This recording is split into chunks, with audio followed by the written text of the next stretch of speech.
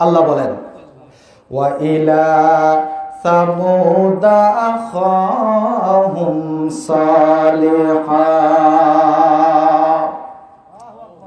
আল্লাহ বলেন, সামুদ জাতির নিকটে তাদের ভাই সালেহ আলাইহিস সালামকে আল্লাহ তাআলা প্রেরণ করেছেন। ক্বালা ইয়া কওমি ইবুদুল্লাহা মা লাকুম মিন ইলাহিন গায়রু। সালেহ আলাইহিস সালাম তার জাতিকে কি বললেন? তিনি এসে বললেন যে, হে আমার জাতি, তোমরা আল্লাহর ইবাদত করো, আল্লাহ ছাড়া তোমাদের আর কোনো ইলাহ নেই। قد جاءتكم بينة من ربكم هذه ناقة الله لكم آية فذروها تأكل في أرض الله ولا تمسوها بسوء فيأخذكم عذاب أليم। সালেহ আলাইহিস সালাম বলেন, তোমাদের কাছে আল্লাহর নিদর্শন চলে এসেছে, কাজেই তোমরা আল্লাহর ইবাদত করো। হাদিহি নাকাতুল্লাহ, এই যে আল্লাহর উটনি, এটা তোমাদের জন্য নিদর্শন। তোমরা একে ছেড়ে দাও, বিচরণ করতে দাও। আল্লাহর জমিনে আল্লাহর উটনি একা একাই বিচরণ করে সে খেয়ে বেড়াবে।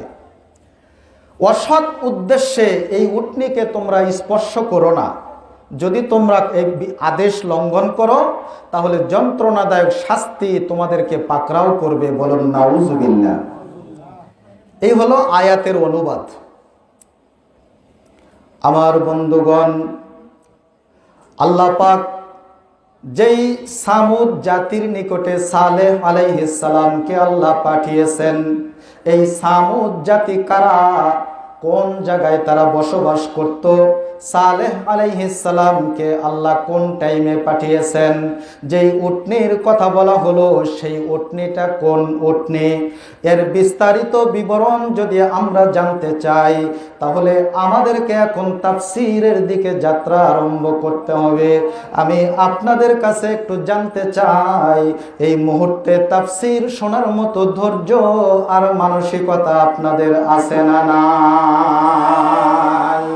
কার কার আছে দুহাত তুলে দেখায়। নারে তাকবীর, লিল্লাহে তাকবীর। আলেম ওলামা যেখানে, কোরআন হাদিস যেখানে, নারে তাকবীর। মাশাআল্লাহ, হাত নামান। ভাইরা আমার, আল্লাহ পাক যেই সামুদ জাতির নিকটে সালেহ পয়গম্বর সালেহ আলাইহিস সালামকে পাঠিয়েছেন, এই সামুদ জাতি হচ্ছে এই পৃথিবীতে সর্বপ্রথম যে নবীকে আল্লাহ পাঠিয়েছিলেন তিনি হলেন আদম আলাইহিস সালাম। তারপরে আল্লাহ দুনিয়াতে পাঠিয়েছেন হযরতে নূহ আলাইহিস সালামকে। নূহ আলাইহিস সালামের পঞ্চম পুরুষ, অর্থাৎ 5 নম্বর নাতি পুতির মধ্যে 5 নম্বরে গিয়া এক ব্যক্তির নাম হচ্ছে ইরাম। এই ইরামের 2 জন ছেলে, নূহ আলাইহিস সালামের বংশের ইরামের হচ্ছে 2 জন ছেলে।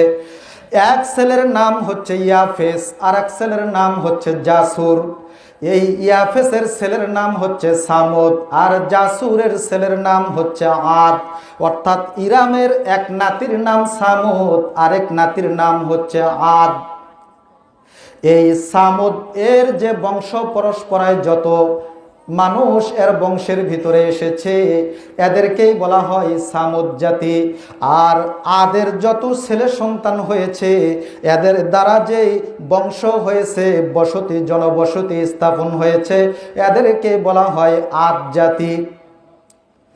আল্লাহ পাক এই সামুদ জাতিকে বসবাস করার মতো সুযোগ করে দিয়েছিলেন মক্কা থেকে উত্তর দিকে সিরিয়ার দিকে উত্তর পশ্চিম দিকে একটা জায়গা, এই জায়গার নাম হচ্ছে হজর, যেটাকে বর্তমানে মাদায়েনে সালেহ বলা হয়। এই মাদায়েনে সালেহের মধ্যে এরা বসবাস করত। আল্লাহ তাআলা সামুদ জাতিকে অনেক নিয়ামত আল্লাহ তাদেরকে দিয়েছিলেন। এই সামুদ জাতিকে আল্লাহ অনেক উচ্চতা দান করেছিলেন। তারা অনেক লম্বা লম্বা মানুষ তারা ছিল, এবং তারা ছিল সুঠাম দেহের অধিকারী, সুস্বাস্থ্যের অধিকারী, খুব শক্তিশালী তারা ছিল। এরপরে আল্লাহ তাআলা তাদেরকে বিল্ডিং তৈরি করার, বিশাল বিশাল বিল্ডিং তৈরি করার মতো জ্ঞান আল্লাহ তাদেরকে দান করেছিলেন। এই সামুদ জাতি দুই ধরনের বিল্ডিং তৈরি করত। এক ধরনের বিশাল বিশাল বিল্ডিং তৈরি করত সমতল ভূমিতে, আর এক ধরনের বিশাল বিশাল বিল্ডিং তৈরি করত পাথরের পাহাড় কেটে কেটে, সেখানে তারা বিল্ডিং তৈরি করত পাহাড়ের ভিতরে। যখন গরমকাল আসতো, গরমকালে তারা এই সমতল ভূমির বিল্ডিংগুলাতে থাকতো হাওয়া বাতাস পাওয়ার জন্য। আর যখন শীতকাল আসতো, শীতকালের সময় বাহিরে ঠান্ডার কারণে তারা পাহাড়ের ভিতরে যে বিল্ডিংগুলা করেছে, শীতকালে সেই বিল্ডিংগুলাতে তারা থাকতো। আরেকটু জোরে কোন ভাইরা আমার, আল্লাহ পাক রব্বুল আলামিন তাদের ক্ষেত খামারের মধ্যে আল্লাহ তাআলা সজীবতা, শস্য শ্যামলতা দিয়েছিলেন। মোট কথা আল্লাহ তাআলা তাদের জন্য দুনিয়ার নিয়ামতের দরজাকে আল্লাহ তাদের জন্য খুলে দিয়েছিলেন। এখন আপনারাই বলেন তো, যেই আল্লাহ এত নিয়ামত যাদেরকে দিলেন, এই সমস্ত মানুষদের কাজ আল্লাহর হুকুম মানা নাকি আল্লাহর হুকুম না মানা? কি কাজ বলেন? আল্লাহর হুকুম মানা। ভাইরা আমার, আরেক দিকে খেয়াল করেন, এই সামুদ জাতির আগে কিছুদিন পূর্বেই আল্লাহ তাআলা আদ জাতিকে ধ্বংস করে দিয়েছেন, যেটা তারা দেখেছে। এরপরে তার পূর্বে তাদের মধ্যে আলোচনা হচ্ছিল নূহ আলাইহিস সালাতু ওয়াস সালামের জাতিকে আল্লাহ ধ্বংস করে দিয়েছেন। যেমন আমাদের দেশে কিছুদিন পূর্বে করোনা চলে গেল, এই করোনার আলোচনা কিন্তু এখনো আমাদের বাসা বাড়িতে চলে। ওই সামুদ জাতির ভিতরে নূহ আলাইহিস সালাতু ওয়াস সালামের জাতিকে যে আল্লাহ ধ্বংস করে দিয়েছেন, আদ জাতিকে যে আল্লাহ ধ্বংস করে দিয়েছেন, এর আলোচনা তাদের ভিতরে চলতেছিল। তাহলে একদিকে নিয়ামত, আর একদিকে আল্লাহর হুকুম না মানলে আল্লাহ ধ্বংস করে দিয়েছেন, তার একটা ইতিহাস অবস্থাও তাদের সামনে ছিল। এমত অবস্থায় এই সমস্ত মানুষদের কাজ কিন্তু এক বাক্যে আল্লাহকে মেনে নেওয়া। কথা কোন ঠিক না বে ঠিক? কিন্তু একটা কথা বুঝতে হবে, ধন দৌলত, দুনিয়ার মহাব্বত, ক্ষমতা, নেতৃত্বের মহাব্বত যখন মানুষের মাথার উপরে চাপে, এই সমস্ত জিনিসের কিন্তু পরিণাম খুব একটা শুভ হয় না। এই সমস্ত জিনিসের মহাব্বত যখন কোনো মানুষের মাথার ভিতরে চলে আসে, তখন ওই মানুষটা কিন্তু হক পথ ছেড়ে দিয়া সে বাতিল পথকে সে গ্রহণ করে, আল্লাহকে ভুলে যায়, আখেরাতকে ভুলে যায়। এই জন্য অনেক নবী, অনেক ওলি আউলিয়ায়ে কেরামগণ তারা বড় বড় বিল্ডিং পছন্দ করেন নাই, বেশি ধন সম্পদ তারা পছন্দ করেন নাই, কারণ এই জিনিসগুলা মানুষদেরকে আল্লাহ থেকে গাফিল করে দেয়। কথা কোন ঠিক না বেঠিক? ভাইরা আমার, এই সামুদ জাতি আল্লাহ পাক তাদেরকে এত নিয়ামত দিলেন, আবার তাদেরকে সচক্ষে আরেক জাতিকে ধ্বংস করার অবস্থাও আল্লাহ তাদেরকে দেখাইলেন। কিন্তু এই সামুদ জাতি তারা কি করলো? যে আল্লাহ এত নিয়ামত দিল, সেই আল্লাহকে তারা ভুলে গেল দুনিয়ার মহব্বতের কারণে, ধন সম্পদের মহব্বতের কারণে এরা দুনিয়াকে প্রাধান্য দিল, আখেরাতকে ভুলে গেল, আল্লাহর সামনে মাথা নত করলো না। কিন্তু একটা নির্বুদ্ধিতার কাজ তারা করলো, মাথা আল্লাহর সামনে নত না করে তারা মূর্তির সামনে মাথা নত করলো, এবং পৃথিবীতে তারা মূর্তি পূজা করতে আরম্ভ করলো। বলুন নাউজুবিল্লাহ। মূর্তি পূজা শুরু করে দিল। আমাদের সমাজে একটা কথা বলে, যার নুন খায় তার গুণ গায়। যে আল্লাহ এত কিছু দিলেন তার গুণ গাওয়ার দরকার আছে না নাই?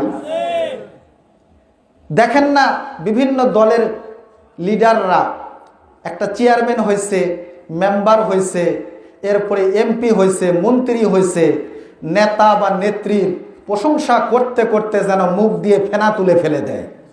কথা কোন ঠিক কিনা? নেতাকে খুশি করে যাতে করে আরো সুযোগ সুবিধা পাওয়া যায়। এমনও হয় যে নেতাকে খুশি করতে গিয়া মুখ দিয়ে কুফরি কথা পর্যন্ত বের করে। এরকম মানুষ আছে না নাই? বাংলাদেশে হয়তো নাই, পাকিস্তানের কথা বলতেছি, ওই দেশে আছে। এক লোকে আমি একদিন মোবাইলে দেখলাম শেখ হাসিনার প্রশংসা করতেছে। শেখ হাসিনার প্রশংসা করা খারাপ আমি এটা বলতেছি না, কিন্তু আমি যেটা বুঝাতে চাচ্ছি সেটা শুনেন। শেখ হাসিনার প্রশংসা করতেছে, করতে করতে সে এক পর্যায়ে বলতেছে, আমি যদি শেখ হাসিনার পায়ে সেজদা দেই, এইরকম একটা কথা সে মুখ দিয়ে বলে ফেললো। নাউজুবিল্লাহ বাড়ির যা কইলেন। উপস্থিত মানুষেরা সবাই আপত্তি করলো, কি বললেন আপনি এটা, কি বললেন আপনি এটা। তখন এক পর্যায়ে সে আবার ভুল স্বীকার করলো যে না, আসলে আমার এই কথা বলাটা ভুল হয়েছে। সেজদা হবে কার জন্য বলেন? কিন্তু ওই যে দুনিয়ার ধান্দায় পড়ে মুখ দিয়ে কি বলতেছে হুঁশ নেই। ভাইরা আমার, তারা মূর্তি পূজা শুরু করলো। 5টা মূর্তির তারা পূজা করতে আরম্ভ করলো। জোরে কোন কয়টা মূর্তি? আর একটু আস্তে কোন কয়টা মূর্তি? 5টা মূর্তির তারা পূজা করতে আরম্ভ করলো। এই 5টা কিন্তু মূলত মূর্তি ছিল না, এরা ছিল আল্লাহর বড় বড় ওলি। বলেন সুবহানাল্লাহ। হযরতে আদম আলাইহিস সালাম এবং নূহ আলাইহিস সালামের মাঝে বিশাল একটা গ্যাপ আছে, প্রায় 1000 বছর, 1500 বছরের একটা গ্যাপ। এই সময়টাতে আল্লাহ পাক 5 জনকে আল্লাহ ওলি বানিয়েছিলেন। এই 5 জন ওলির নাম আল্লাহ 29 পারা সূরা নূহের ভিতরে আল্লাহ উল্লেখ করেছেন। وَقَالُوا لَا تَذَرُنَّ آلِهَتَكُمْ وَلَا تَذَرُنَّ وَدًّا وَلَا سُوَاعًا وَلَا يَغُوثَ وَيَعُوقَ وَنَسْرًا। 5 জন ওলি, একজনের নাম হচ্ছে ওয়াদ্দুন, আরেকজনের নাম হচ্ছে সুয়াউন, আরেকজনের নাম হচ্ছে ইয়াউক, আরেকজনের নাম হচ্ছে ইয়াগুস, আরেকজনের নাম হচ্ছে নুসরুন। এই 5 জন ওলি হযরতে আদম আলাইহিস সালাম এবং নূহ আলাইহিস সালামের মাঝামাঝি সময়ের মধ্যে ছিল। তারা ইবাদত বন্দেগী করত, মানুষেরা তাদেরকে দেখে দেখে ইবাদত করত। মানুষদের দিলের ভিতরে ইবাদতের মজা আসতো, মানুষদের দিলের ভিতরে ইবাদতের আগ্রহ আসতো। কিন্তু আল্লাহ পাক রব্বুল আলামিন দুনিয়া থেকে তাদের হায়াত শেষ হওয়ার পরে যখন তাদেরকে দুনিয়া থেকে নিয়ে চলে গেলেন, ওই সময়ের মানুষেরা অল্প কিছুদিন তারা ইবাদত করলো, কিন্তু কিছুদিন পরে ওই মানুষেরা ইবাদত করা ছেড়ে দিল। বলুন নাউজুবিল্লাহ। মানুষেরা ইবাদত করতেছে না, শয়তানের তো দুঃখ কষ্ট আছে নাকি, এটা চিন্তা আছে, তো তারা ইবাদত করতেছে না, শয়তানের চিন্তা নাই? শয়তান কি ইবাদত করলে চিন্তা করে না, না করলে? কিন্তু শয়তান তো ইবাদত করলে চিন্তা করে যে এরা করতেছে কেমনে ফিরানো যায়, আর এরা করে না, এই জন্য শয়তানের চিন্তা শুরু হয়েছে। শয়তান কিন্তু 2 ভাবে ধোঁকা দেয়। আপনাকে গুনার কাজে লাগাই দিয়া আপনাকে ধোঁকা দিচ্ছে, অথবা আপনাকে নেক কাজে লাগাই দিয়াও ধোঁকা দিবে। ভাইরা আমার, আপনি হয়তো খুব নামাজ পড়েন, রোজা করেন, শয়তান আপনার মনের ভিতরে ঢালে দিবে। তুমি বলো, তুমি মনে মনে চিন্তা করো, আমার থেকে বড় নামাজি কে আছে, আমার থেকে বড় তাহাজ্জুদ গুজার কে আছে। এই ধরনের চিন্তা আপনার দিলের ভিতরে শয়তান ঢেলে দিবে। এমনকি তাহাজ্জুদ নামাজ পড়ার কারণে হযরতে মুআবিয়া রাদিয়াল্লাহু তাআলা তিনি বেশি সওয়াব পাচ্ছিলেন। এই সওয়াবটা যাতে কম পায় এই জন্য শয়তান চক্রান্ত করছিল। তাহলে বোঝা গেল শয়তান শুধু আপনাকে গুনার কাজে লাগাই দিয়ে ধোঁকা দেয় না, বরং শয়তান নেক সুরতেও মানুষকে ধোঁকা দেয়। শয়তান আসছে এই মানুষগুলার কাছে, আসার পরে বলতেছে তোমরা ইবাদত করো না কেন, কি হইল, আগে তো তোমরা খুব ইবাদত করতা। এই মানুষগুলা বলতেছে আল্লাহর 5 জন ওলি ছিল, সেই 5 জন ওলি তারা দুনিয়ার থেকে চলে গেল। তারা দুনিয়ার থেকে যাওয়ার পরে আমাদের মন মানসিকতা ভেঙে গেছে, আগের মতো আর আমরা ইবাদত মজা পাই না, আমাদের মনের ভিতরে সেই রকম আগ্রহ আসে না, এই জন্যই আমরা আর ইবাদত করি না। শয়তান এবার বলতেছে ঠিক আছে, তাহলে তোমরা তো একটা কাজ করতে পারো। বলে কি কাজ? ওই 5 জন ওলি ইবাদত খানার মধ্যে যেই যেই জায়গায় বসে বসে তারা ইবাদত করত, ওই সমস্ত জায়গায় তোমরা 5 জন ওলির 5টা মূর্তি বা ভাস্কর্য তৈরি করো। ওই মূর্তি আর ভাস্কর্য দেখে দেখে তোমরা আল্লাহর ইবাদত করবা, মনে হবে যেন তারা তোমাদের সাথে আছে। তাহলে আবার তোমাদের দিলের ভিতরে ইবাদতের জজবা আসবে, আবার তোমাদের দিলের ভিতরে ইবাদতের মজা আসবে। তো এই মানুষগুলা মনে করলো সুন্দর তো একটা পরামর্শ, তারা সাধুর এই পরামর্শটা গ্রহণ করে নিয়া ওই 5 জন আল্লাহর ওলির 5টা মূর্তি তৈরি করলো। বলুন নাউজুবিল্লাহ। 5টা মূর্তি তৈরি করলো। মানুষেরা এই মূর্তিগুলা দেখে দেখে ইবাদত করে, মূর্তি পূজা কিন্তু শুরু করে নাই, শুধু মূর্তি তৈরি করেছে, এতটুক কাজ তারা করেছে। এরপরে এই মানুষগুলা এক পর্যায়ে যখন দুনিয়ার থেকে চলে গেল, তাদের পরবর্তী জেনারেশন, পরবর্তী ছেলে মেয়ে নাতিপুতিরা যখন তারা বড় হলো, এবার শয়তান এসে তাদেরকে বলতেছে এই মূর্তিগুলাকে কি তোমরা চিনো নাকি? বলে হ্যাঁ আমরা চিনি, আমাদের বাপ দাদারা আমাদেরকে বলে গেছে এনারা আল্লাহর ওলি ছিলেন, তাদের মূর্তি এনারা তৈরি করছে। কিন্তু শোনো, তোমাদের বাপ দাদা তোমাদেরকে আর একটা কথা কিন্তু বলে নেই। তোমরা কি জানো এই মূর্তিগুলার সাথে তোমাদের বাপ দাদারা কি ব্যবহার করত? ছেলেমেয়েরা বলে আমরা তো জানি না আমাদের বাপ দাদারা কি ব্যবহার করত। এবার শয়তান বলতেছে তোমাদের বাপ দাদারা এই মূর্তিগুলাকে এত ভালোবাসতো, এত ভালোবাসতো, তারা এই মূর্তির পায়ের সামনে তারা এসে সেজদা করত। বলুন নাউজুবিল্লাহ। বাপ মায়ের কথা তো একটু বেশি ভালো লাগে, কথা কোন ঠিক কিনা? অনেক মানুষ আছে বলে বাপ দাদার আমল থেকে করে আসতেছি, যেটা মুনাফিকরা বলতো, কাফেরেরা বলতো। মৃত্যুর সময় শয়তান আসে ধোঁকা দেওয়ার জন্য, সেই সময়ও কিন্তু শয়তান বাপের সুরত নিয়ে আসে, মায়ের আকৃতিতে আসে, আসার পরে আপনাকে ধোঁকা দিবে। আমার কাছে মনে হবে আমার মা কথা বলতেছে, আমার বাবা কথা বলতেছে, এখন কুফরি কথা আপনার সামনে পেশ করবে। মায়ের রূপ থাকার কারণে, বাপের রূপ থাকার কারণে যাদের ঈমান দুর্বল, এই সমস্ত মানুষেরা অনেকেই শয়তানের কথাকে গ্রহণ করে নিয়ে মায়ের কথা মনে করে, বাবার কথা মনে করে, শয়তানের কথা গ্রহণ করে বেঈমান হয়ে দুনিয়ার থেকে চলে যায়। বলেন নাউজুবিল্লাহ। কষ্ট হচ্ছে কি আপনাদের?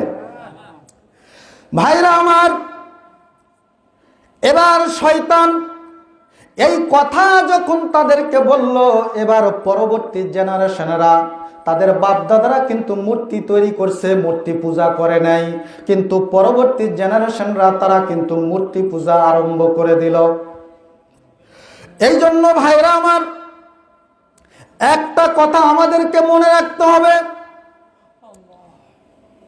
আমরা যদি নিজেরা যদি ভালো হই, নিজেরা যদি ভালো হয়ে থাকি, দিনের পথে যদি চলি, আমাদের পরবর্তী জেনারেশনরা তারাও কিন্তু দিনের পথে থাকবে।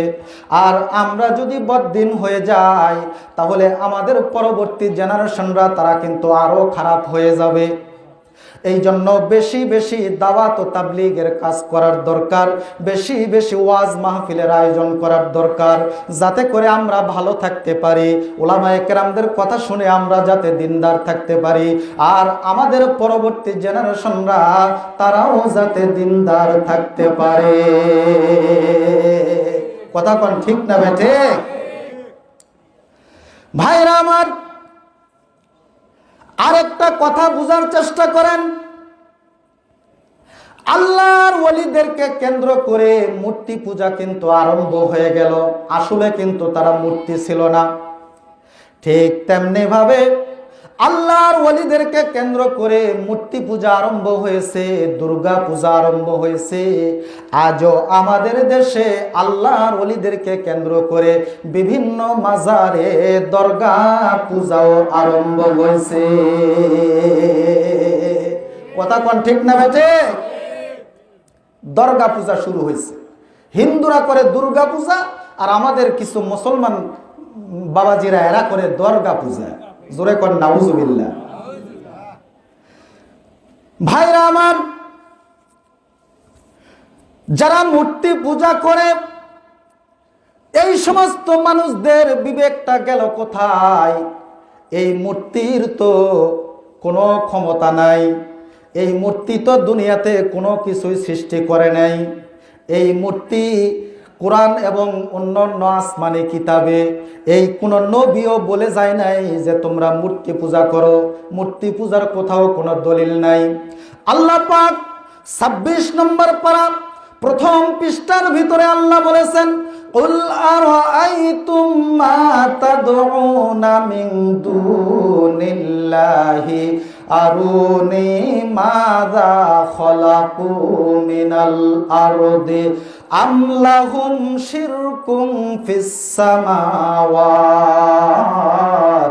ইতুনি বিকিতাবিম মিন ক্বাবলি হাযা আও আসারাতিম মিন ইলমিন ইন কুনতুম সাদিকিন।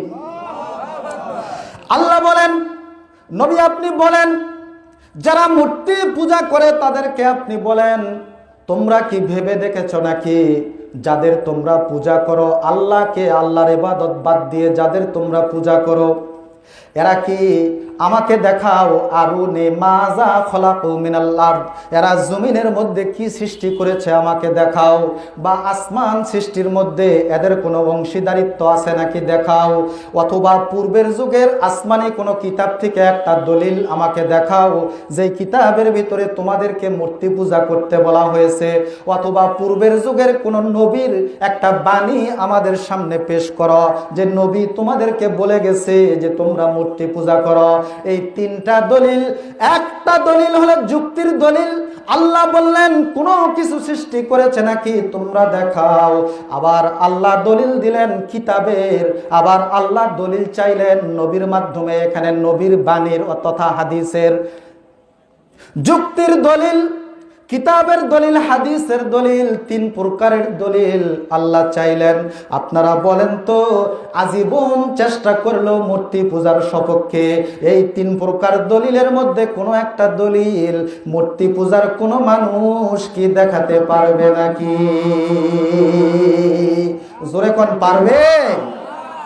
দেখাতে পারবে না। এদের বিবেক গেল কোথায়? ভাইরা আমার, এই মূর্তি এর কোনো ক্ষমতা নাই, বরং যারা এর পূজা করে এদেরই ক্ষমতা আছে, কিন্তু ওর নাই। মূর্তির গায়ে যদি একটা মশা পড়ে, মূর্তি কি খেদাতে পারবে? কিন্তু যে পূজা করতেছে এর গায়ে যদি মশা পড়ে, ও কিন্তু খেদাইতে পারে। তাহলে এর ক্ষমতা আছে, ওর ক্ষমতা নাই। ক্ষমতাবান লোক হয়া যার ক্ষমতা নাই তার পূজা করা, এটা বিবেকের কাজ না অবিবেকের কাজ? আল্লাহ আরেক আয়াতে বলেছেন, এই 26 নম্বর পারার প্রথম পৃষ্ঠায় পরের আয়াতে আল্লাহ বলেছেন, ওয়ামান আদাল্লু মিম্মান ইয়াদউ মিন দুনিল্লাহি মাল্লা ইয়াস্তাজিবু লাহু ইলা ইয়াউমিল কিয়ামাহ। আল্লাহু আকবার। আল্লাহ বলেন, ওই ব্যক্তির থেকে বেশি পথভ্রষ্ট কে হতে পারে যে ব্যক্তি আল্লাহকে বাদ দিয়া এমন জিনিসের পূজা করে, ওই জিনিসকে যদি কিয়ামত পর্যন্ত যদি সে ডাকে, তার কাছে যদি কিছু চায়, তাহলে কিয়ামত পর্যন্ত সে তার ডাকের সাড়া দিবে না। কথা কোন ঠিক না বেঠিক? এক লোকে মুসলমান অনেক দূর থেকে হাঁটতে হাঁটতে রাত হয়েছে, বিভিন্ন বাড়িতে যায়, বলে আমাকে একটু গেস্ট হিসাবে গ্রহণ করেন আজকের রাতের জন্য, মেহমান। কেউ নেয় না। এক হিন্দুর বাড়িতে গেছে, হিন্দু গ্রহণ করছে। গ্রহণ করার পরে থাকতে দিবে কোথায়? হিন্দুরও আছে একটা ঘর, আর আরেকটা ঘরে আছে মূর্তি। তো বলছে আপনি তো মুসলমান মানুষ, আপনি ওই মূর্তির ঘরেই আজকে তাহলে থাকেন, আমি এখানে থাকি।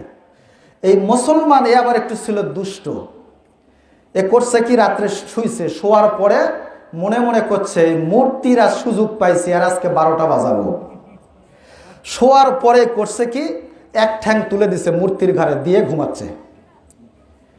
এখন এইদিকে ওই হিন্দু আবার মনে মনে চিন্তা করিচ্ছে, মুসলমানক থাকতে দিলাম, এরা তো মূর্তি মানে না, না জানি কি করতেছে, না জানি কি করতেছে।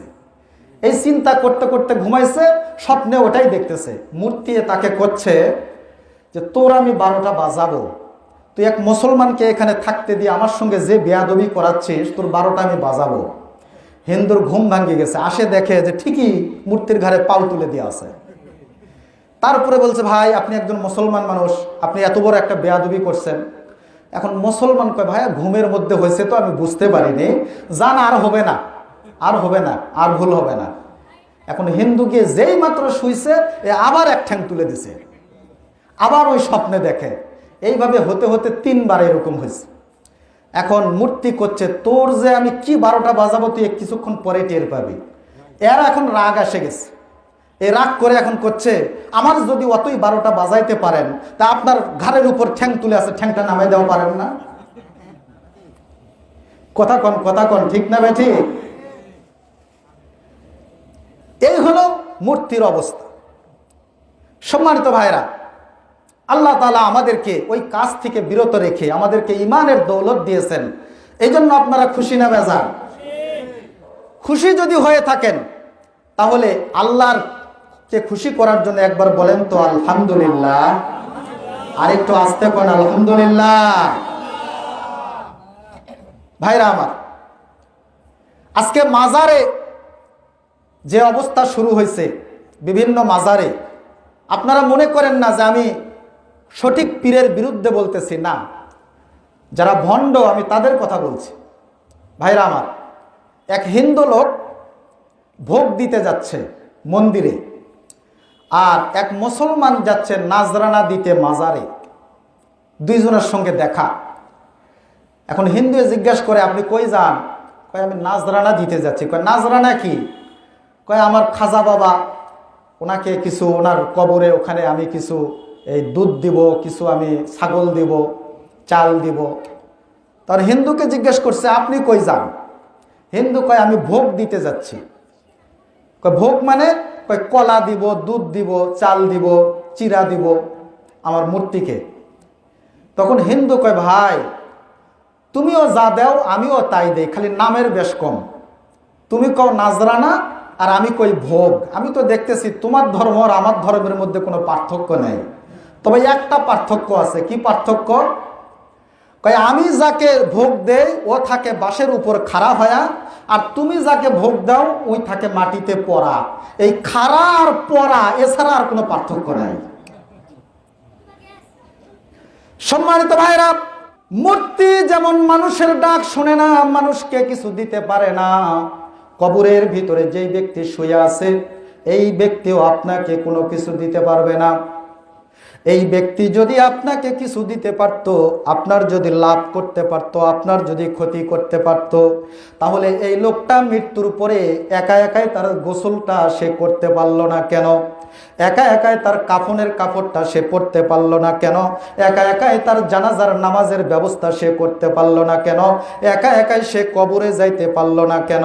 যেই মানুষটা একা একাই নিজের গোসল দিতে পারলো না, কাফনের কাপড় পরতে পারলো না, জানাজার ব্যবস্থা করতে পারলো না, যেই মানুষটা একা একাই কবরে যাইতে পারলো না, ওই মানুষটা কোনোদিন কোনো মানুষের কোনো উপকারও করতে পারে না। লিল্লাহে তাকবীর। ভাইরা আমার, এই জন্য আল্লাহর ওলিদের মাজারে যাবেন, কবর জিয়ারত করার উদ্দেশ্যে কিছু চাওয়ার জন্য যাবেন না। আপনার বাবা মার কবর যেমন আপনি জিয়ারত করেন, আপনার আত্মীয় স্বজনের কবর যেমন জিয়ারত করেন, আল্লাহর ওলিদের কবর ওই রকম আপনারা জিয়ারত করবেন, তার জন্য দোয়া করবেন, তার গুনাহ মাফ চাইবেন, তাকেই কিছু আপনি দেওয়ার কাজ করবেন। কিন্তু তার কাছ থেকে আপনার চাওয়ার কিছু নাই, পাওয়ার কিছু নাই। আপনাকে চাইতে হবে, পাইতে হলে লাভ ক্ষতি, সুস্থতা অসুস্থতা, হায়াত মওত, রিজিক দৌলত, একমাত্র চাইতে হবে কার কাছে বলে? আর একটু জোরে বলেন, কার কাছে?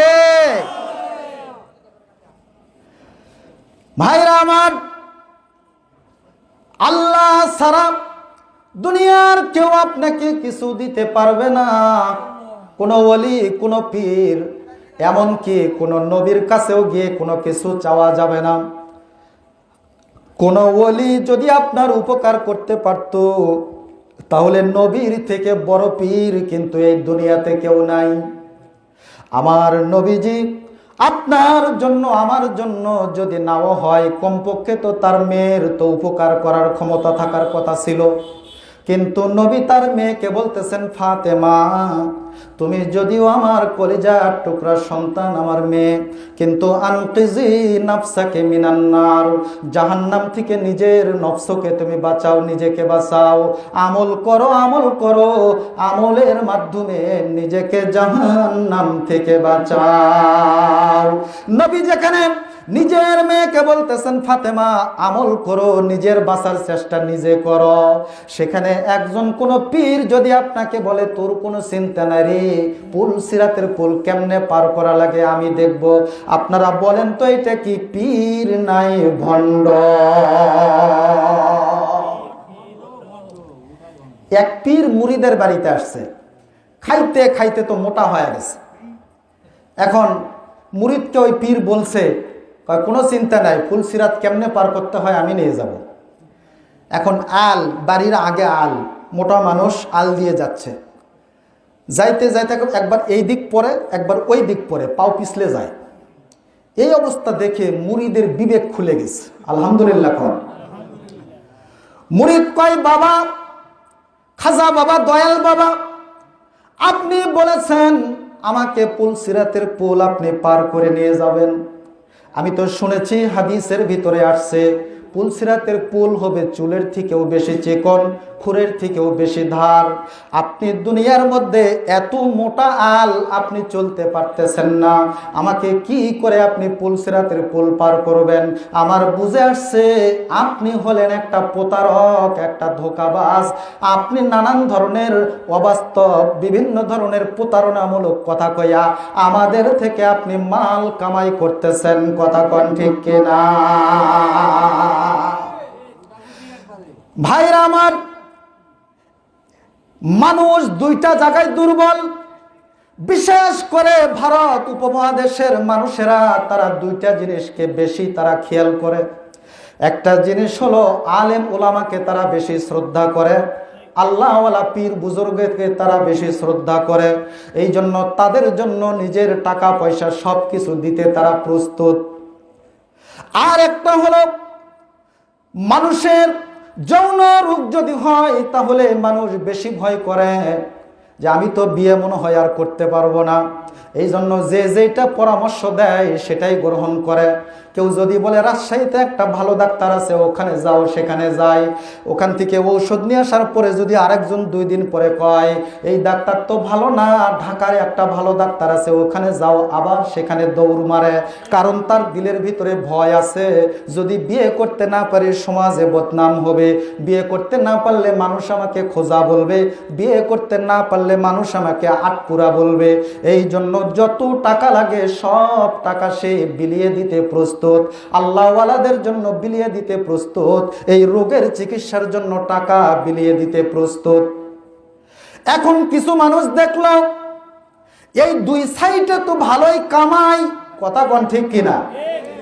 এই 2 সাইডে তো ভালোই কামাই, এই জন্য কিছু মানুষ মাথার মধ্যে একটা টুপি লাগাইয়া, গায়ের মধ্যে জুব্বা দিয়া